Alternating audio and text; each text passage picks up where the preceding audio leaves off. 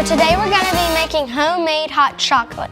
So what you'll need for this is 2 tablespoons cocoa powder, 2 tablespoons sugar, 1 tablespoon instant coffee, and 1 teaspoon of cinnamon sugar.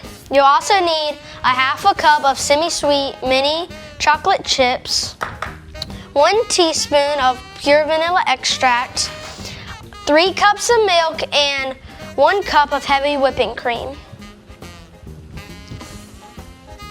Then you'll mix all your dry ingredients, but not the chocolate chips, in a bowl till it's nice and soft. After that, you'll go ahead and pour your heavy whipping cream and milk into a pan.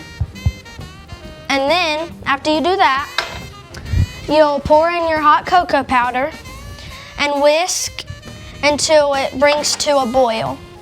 After you bring it to a boil, you want to add in your chocolate chips and pure vanilla extract and pour it in there. Then what you want to do is, while prepping to pour the hot chocolate in, you'll want to ground up some peppermints and get some marshmallows out.